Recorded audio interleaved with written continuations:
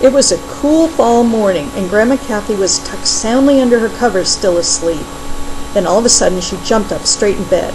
Even with her earplugs in, she could hear a very loud and annoying noise. And this time, it wasn't her cats bowling their toy balls into her door to wake her up. Oh no, this time it was Minnie Pearl. Minnie Pearl's Grandma's car. And she is not just a car, she has carnality. That means she acts like a person.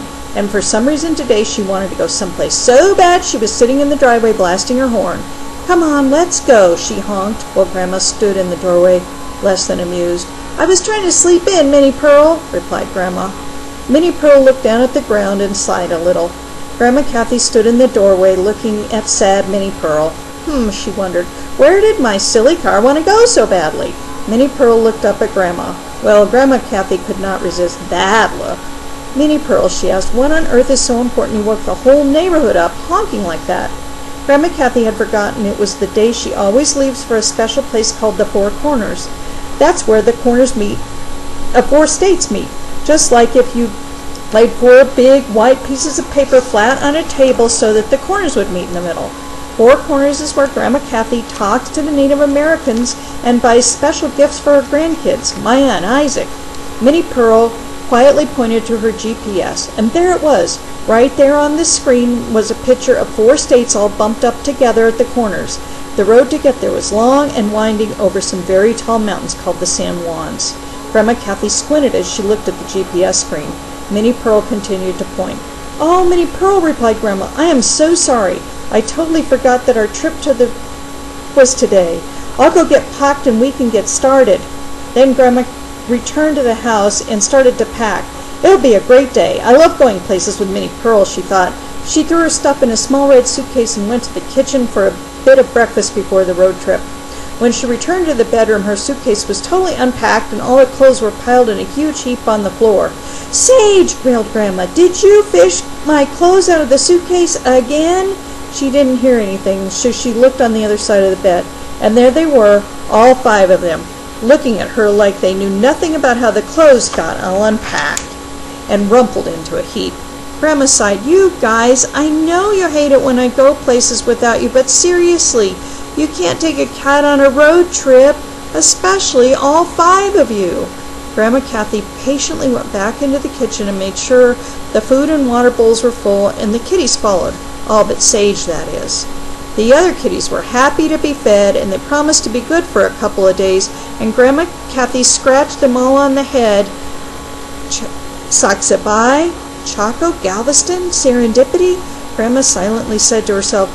"Uh-oh, someone's missing." Grandma returned to the kitchen to find Sage carefully fishing the last pair of socks out of the suitcase, carefully using her claw like a fish hook to grab them out of a special pocket. "Oh, Sage," said Grandma, "I know you like to fish, but my socks are going with me to the Four Corners." With that, Sage went to join her feline friends in the kitchen, and Grandma Kathy repacked her bag and flew out the door. "About time," said Minnie Pearl. Grandma Kathy threw her bag in Minnie Pearl's hatch, jumped in the driver's seat. Minnie Pearl honked with joy. "That car acts just like a barking dog sometimes." Away they went down the road. After about an hour, they came to the San Juan Mountains. Minnie Pearl sighed and let out a big cough of smoke. "It's hard to climb a mountain with a person and a suitcase inside you," she complained. "Oh, Minnie," said Grandma Kathy, "you were the one who woke everybody up to go this morning." "I know," said Minnie Pearl, "but I thought we were going to visit the Native Americans at Four Corners. I didn't realize I had to climb a giant mountain to get here." "Oh, Minnie," exclaimed Grandma Kathy, "didn't you see the mountains on the GPS you were pointing to this morning?" "Well, yeah, I did," said Minnie Pearl, "but I had no idea they were so tall." Grandma Kathy explained to Minnie Pearl that the mountains were sacred. That means very special to the Native Americans from the Four Corners because they protect the Native American lands. "Oh," replied Minnie, "something like how my safety features protect you when we travel together." "Yes," Minnie Pearl replied Grandma. "If you need to go slow, that's okay, because the trees are so pretty in the mountains in the fall." They stopped a lot on the trip so Minnie Pearl could rest and Grandma Kathy could take lots of pictures of the brightly colored leaves.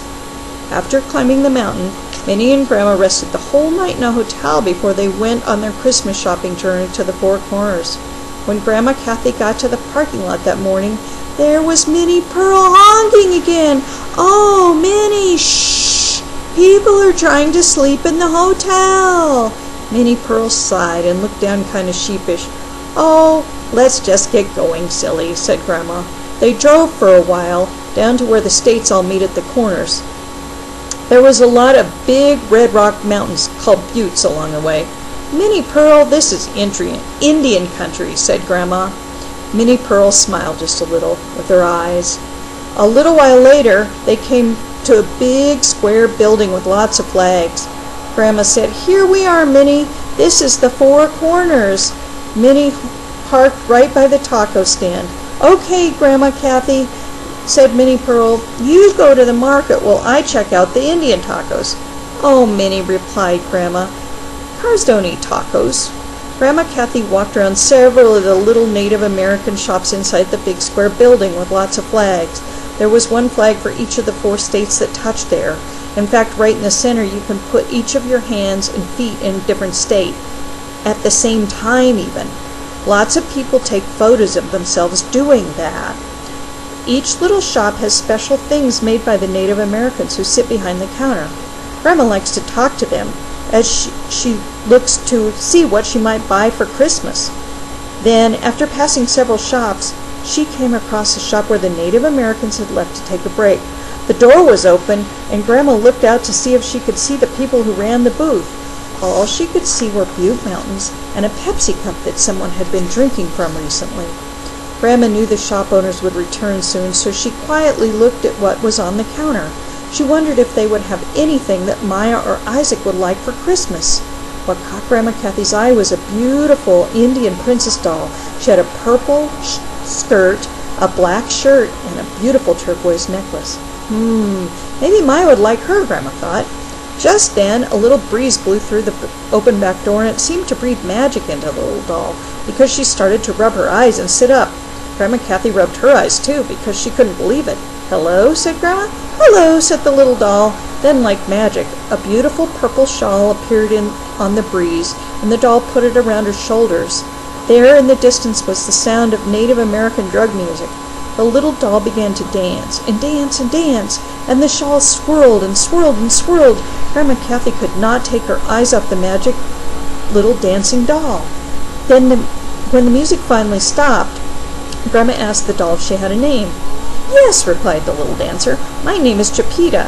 I am an Indian princess, and I was made especially for your special granddaughter, Maia." "You know my granddaughter?" Grandma asked, surprised. "Yes, I'm a special gift for her from you and the Native Americans. I represent love, like the love you have in your heart for Maia, always. Even though you won't be spending Christmas with Maia, I'll be there to hug her, and I will be there for her whenever she wants to feel loved and special." "Oh," exclaimed Grandma Kathy, "you are just what I was looking for, because I have felt very sad about not seeing Maia this Christmas." "I know," said Chipita, "but love is always there in our hearts. I am just there to remind Maia about that." Grandma felt happy inside. "Now to find something just as special for Isaac," Grandma said to herself. Chipita seemed to know just what Grandma Kathy was thinking, because without being asked, she said, "Can I suggest something for your special grandson Isaac?" "Of course," Grandma said, kind of confused. Chipita then walked across the little shop table to a small Native American turtle. She said the turtle is a symbol of protection, long life, and water. In the West, we don't always have enough water, so turtles are a special gift. "I like the idea," said Grandma Kathy. "In fact, I've gotten Maia several Native American turtles like this, but Isaac's still a baby." With that, Chipita smiled. "I know," she said, and she swirled around the turtle with her shawl, and in an instant the turtle became a wooden snail pull toy. "There," said Chipita. "Now the snail is a perfect gift for your baby grandson Isaac." "Wow, thank you, Chipita," said Grandma Kathy. And as quickly as she said it, another breeze blew through the door of the shop, and in walked the owner to ask if Grandma Kathy needed help. Grandma looked down at the counter, and the doll was laying there, just as she had when Grandma first saw her, and the little snail was back to being a pottery turtle. But Grandma trusted Chipita in all she said, and she bought the little doll and the pottery turtle. Then something caught her eye. There were all sizes and colors of dream catchers hanging above the counter. She said to herself, I wonder if Maia and Isaac would like one of these. Just then she looked down, and the little doll did a wink at her. It was as if Grandma Kathy could hear Chipita say, Yes, of course they would. Your grandchildren must always believe that their dreams can come true, especially when you can't be there to tell them in person. With that, Grandma bought the dream catchers because that's what hope is all about. Then Grandma Kathy jumped with a start. Oh no, I hear honking, said Grandma. That Minnie Pearl. Grandma Kathy ran to the parking lot with her gifts in a sack. Minnie, no honking in the parking lot, she shouted. Minnie just grinned, kind of sheepish. I just want to get back to the hotel safely before dark, said Minnie Pearl. Grandma was not mad anymore because she knew Minnie Pearl always wanted her to be safe. Minnie, she said, I have 2 new passengers. One is a doll named Chipita for Maia, and the other is a snail for Isaac. And I have 2 dream catchers to remind them that their dreams are always important. Very good, said Minnie Pearl, and off they went down the road and back over the tall, tall mountain to Grandma Kathy's house. When they got home, Grandma went inside and put Chipita, the turtle, and the dream catchers away for Christmas. The cats were glad to see Grandma had returned from her trip. Chaco and Galveston were asleep on the back of the couch, but jumped up kind of startled when Grandma Kathy entered. Serendipity, who was always afraid to be without Grandma, was happy, so happy she started singing, and Saxabai rubbed softly against Grandma's leg. Okay, said Grandma Kathy, you all look fine, but where is Sage?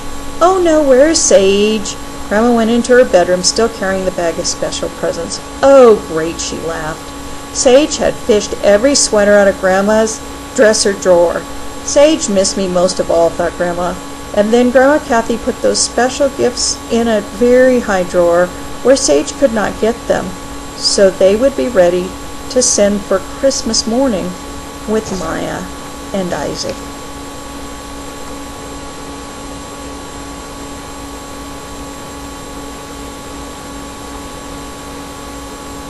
The end.